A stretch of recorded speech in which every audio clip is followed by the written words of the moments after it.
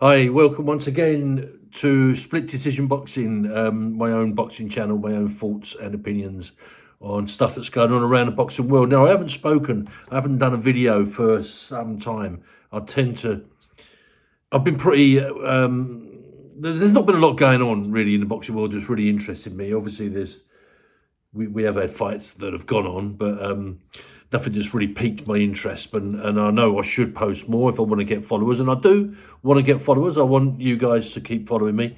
So anyway, I'm going to talk. I wanted to talk about this one. There's a few little bits and pieces that have piqued my interest lately in the news. So I'm going to do a couple of videos. This is the first one I'm going to do. And this is about the announcement that the serial retiree, the veteran of the ring, the self-proclaimed Gypsy King, and ex-world champion, retired ex-world champion, heavyweight, the unforgettable Tyson Fury, has announced again, no surprise really, I thought it was coming. He's announced a return to the ring, a return to boxing. In his words, the press announcement yesterday, there was a press conference yesterday. He wants to make boxing great again. Well, I think boxing's pretty great anyway at the moment, in terms of the heavyweight division. It's certainly in terms of British heavyweights, when you got the likes of Wardley and Dubois, and there's lots of people coming through, youngsters that are still at the beginnings of their career, if you like. Not so much Dubois. He's been around a while. He's been a heavyweight champion. But for me, these are upcoming champions, they're people that are going to set the boxing world alight in the heavyweight division. I think Britain's going to rule the heavyweight division for some time. It has done for a little while now, and I think it's going to continue for some time. So anyway, Tyson Fury's decided to make a comeback, and he's announced a fight at the Tottenham Stadium on April the 26th, 2026. In front of, he estimates, 60,000 people, and I don't doubt for 1 minute that he's not going to achieve that, because he certainly will, as far as I'm concerned. He's the one thing you can guarantee with the Fury circus is that he's going to put bums on seats, particularly when he's got his dad, John Fury, in his corner, in his camp. That's another issue, and that's something I'll probably talk about on another video. I've got my own opinions on John Fury, but let's talk about Tyson Fury and the guy that he's fighting. So he's fighting a guy called, and now forgive me if I don't repeat it, if I don't pronounce this correctly, Arslanbek Makhmudov, I believe his name. Arslanbek the Lion Makhmudov.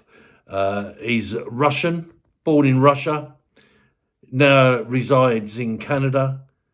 He's fought quite a few times in Canada, and he's fairly respected. I mean, I've got to be honest, and I've not really been out the loop. I do still follow the game quite, I follow it a lot, but I've got to be honest. Up until yesterday, you could have said to me, Arslanbek Makhmudov, what do you think he does? And I'd have said, I don't know, is he a tennis player or a Russian weightlifter? I have no idea. I hadn't heard of him. But he's got a fairly formidable record. He's got 16 first-round knockouts, 20 KOs in total out of 20 and 21 wins. So, he's not to be taken lightly, I think is what I'm going to say. He's not like all heavyweights. You get that if it lands cleanly, with full weight behind it, you can knock any man on the planet out. Anyone. I can't remember who it was who said it. I think it was. Well, I don't know. Somebody once said in the boxing world that anyone over 15 stone, if they throw the right punch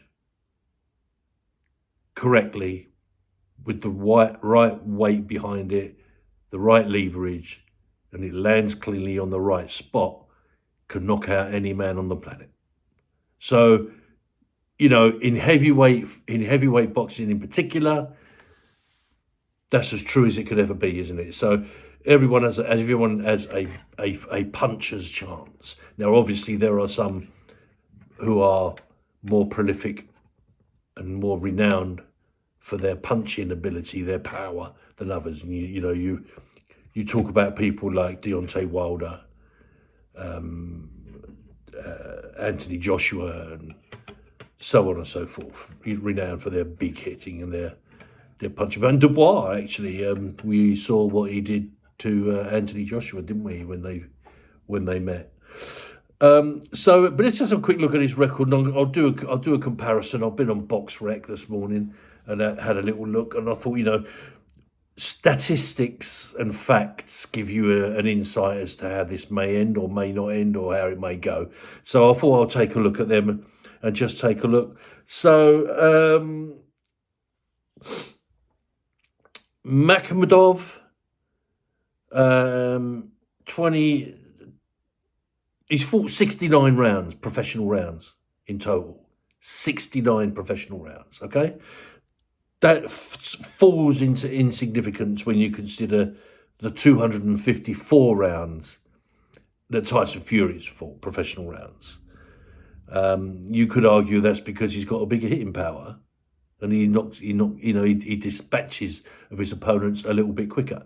And there's an argument for that because he's got a knockout percentage of 90.48% of his opponents, of his fights, he achieves a knockout in 90.48%, whereas Tyson Fury is 70.59. So you're going to argue there that the power is going to lie in Makhmudov's favour. Okay? But who has he fought? Has he fought with anyone? Not really. I suppose the most notable opponent was his last one, which was David Allen. Went for 12 rounds, and he got a unanimous decision on that, despite being deducted 2 points, 2 separate points for consistent holding. So, and that was back in October, 11th of October, 2025. So he's not ring rusty. He's been active, and whereas Fury, as we know, he retired after his last fight, and his last fight was back in December 2024. So he's been out of the ring really for the best over a year. Doesn't necessarily mean too much because he openly admits he's been training, he's been in the gym, he's been running, he's been keeping fit. He also says he's been out in helicopters and sailboats and going on holidays and eating what he wants and everything else. I get pretty fed up with Tyson Fury, to be honest. I get fed up with him.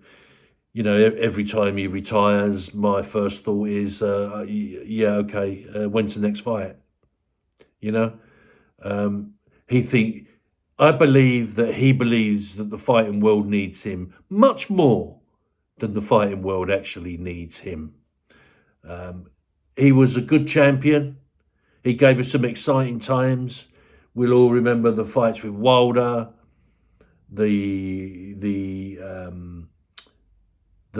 miraculous knockout recovery from when he was laying prone on his back, eyes shut, and then suddenly eyes opened and up he got, and he went on to win the fight. And, there's controversy about that as we speak, because Deontay Wilder, as you probably know, is fighting Chisora. I think it's April the 4th from memory. And Wilder has been a little bit controversial. He was on TalkSport recently, and he went on a bit of a meltdown, went on a bit of a rant on there, and professes that Tyson Fury is a cheat, that Tyson Fury had a long count in that particular fight. I've not gone back and watched it for a long time, but I might do that after this, I might go back and have a look and set the old stopwatch as to when he goes down, how long the count was, because there might be some truth in that. I don't know. There could be some truth in that, and if that's the case, then he's got some grounds to say what he says. But he also then went on about 400 years of suppression for the black person, and the white man always gets the advantage in boxing and everything else. And I don't really want to get involved in all those sort of politics, to be honest. But if that's how he's feeling, that's how he's feeling. He's not the first black boxer to make those kind of accusations, or come out with anti-white comments. We can all remember, what was his name? He fought Joe Kawasaki, and he said he would never lose to a white man. He would never lose to a white man. Well, of course, he lost to Joe Kawasaki. These things happen, and things are said in the heat of the moment that sometimes they probably end up regretting. But there you go. So that fight's scheduled to happen, as I say, April 26th at the Tottenham Arena. Looking at their height, we know that Tyson Fury is a very tall man, 6'9". It says on his box rec. I didn't think he was as tall as that. I thought he was about 6'7", 6'8", but apparently he's 6'9". As I say, 34 wins, 2 losses, both to the formidable Alexander Usyk, and 1 draw. As I said a minute ago, he has been good for the boxing world. He's fought people. We remember the fights with Klitschko, and he's not ducked anybody, apart from, you could argue that perhaps he ducked AJ. And that's probably the one fight everybody would like to see, a domestic fight between 2 ex-world champions. At one point, between them, they held every version of the heavyweight championship that there was. And the world was crying out for them to unify, to fight each other, but it never happened. It was on, off, sign the contract, baby, Will it ever happen? I think it might, AJ's had his own issues, personal stuff going on outside the ring of recent weeks, with the loss of his 2 friends and trainers and physio, whoever it was, that died in the tragic car crash that happened, and that was tragic, and there's no doubt about that. That's going to have an effect on AJ, as it would any normal person. How long that will affect him for, and whether that'll affect his boxing career going forward, we will wait and see. I hope it doesn't, to be honest. I've not been the biggest advocate of AJ. I was early in his career, but as his career went on, I think he was exposed to have limited boxing ability, and a bit of a glass chin, very similar to the legend, the household legend, our own Frank Bruno, in lots of ways. And when he came up against somebody that could actually box and move and hit, he was found wanting, wasn't he? Not least of all in his most recent one with Dubois. And you know, he was teeing. It was naivety. I think that was, you know, he was teeing Dubois up to go in himself for the big punch and throwing the big punch without protecting his own chin. And Dubois cleverly managed to, you know, duck and slide and hit him with a peach of a right hook, I think it was. And the rest is history. That's all she wrote, as they say. But I hope. But having said that, I think it would be an arena sellout if he fought Tyson Fury, and I believe that if Fury comes through, and he should come through fairly comfortably against Makhmudov, if Tyson Fury is as good still as he believes he is and believes he was, then there's no reason, I don't think, why he shouldn't be able to take care of Makhmudov. He said at his press conference yesterday that he wants a spectacular knockout, and he's gonna knock Makhmudov out. He's gonna mess his face up, and you know, the normal trash talk that we get. But it's going to be exciting. I think the build-up's going to be amazing because Tyson Fury never fails to disappoint, does he? With press conferences, and you know, you remember things in the past, the Batman outfit and all stuff like that, and some of the stuff he comes out with and that he says. He's supremely self-confident, and that's something that you have to be in the ring, obviously. If you want to, particularly if you want to sell, you want to put bums on seats, you want to sell tickets, you've got to be a showman, you've got to have charisma, and he's got all of that. He ticks all of those boxes. Is he a little too old now? I don't know how old he is. You know, it's funny that, because when I looked at BoxRec, Makhmudov's 36 years old, but it doesn't actually have the age of Tyson Fury on his record. So I'm not entirely sure how old he is. I mean, he's not young by any means, and his body's been through the mill, as we know, with the overweight, the excessive drinking and drugs, and you know, how he ballooned to this massive size, and even in his comeback, he carries that. I don't mean this offensively, but he carries that band of flabby flesh around the lower waist and above his hips, and he doesn't look muscular. He never looks muscular. He looks, you know, I don't know what difference it makes, to be honest. He looks a little bit flabby all over, but that doesn't seem to detract his remarkable boxing ability. He's a great, very unorthodox mover in the ring. He's very jerky, very hard to predict what he's going to do, very hard to hit. As we know, we've seen him in the corner giving it all the weaving and, you know, avoiding all the punches and everything else.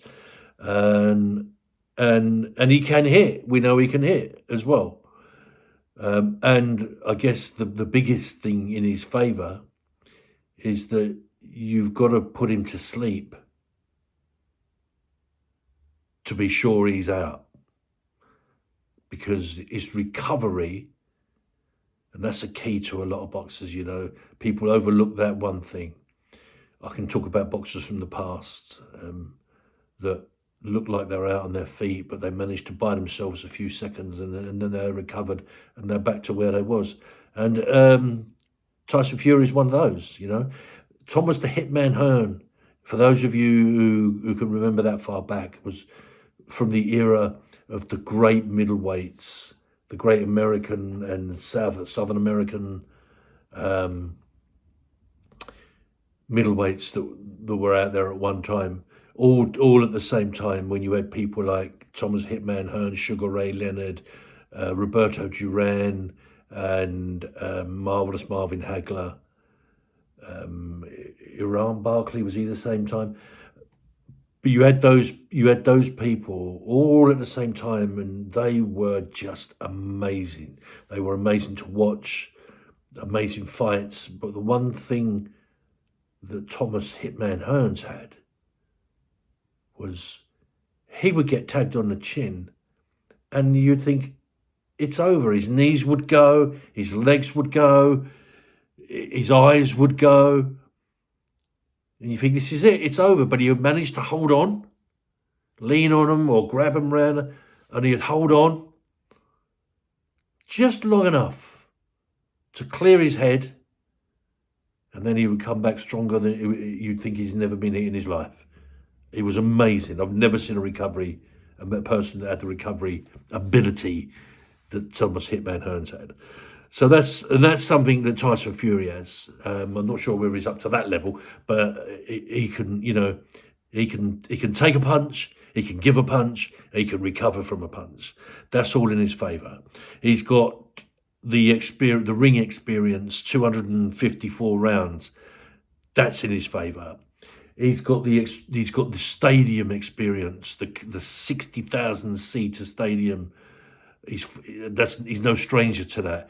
That's in his favour. So the danger is for Makhmudov that, he's going in against a very experienced ex-world champion who's fought at the very top level, who's fought, in these massive stadiums with millions and millions and millions of people watching all around the world, and the pressure that brings on you. And he's a natural showman. And you ask the question, we don't know the answer to that yet. Will Makhmudov melt under that pressure? I don't know. We don't know. My opinion is a bit early to say. I need to know. I'm going to let this fight build up. I'll do another video nearer the date, and I'll give you a final prediction. But if you ask me now, what would my prediction be? I would say it would be a comfortable win for Tyson Fury, and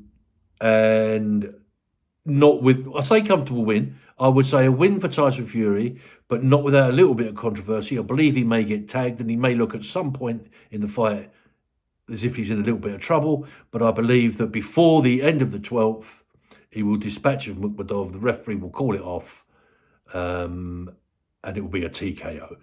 That's where I believe that fight is going at this moment. But watch this space, because I'll do another video nearer the date when I know a little bit more. I've seen a little bit more of both of them in their press conferences and how they react, and get to try and read their body language and everything else. But so that's it from me.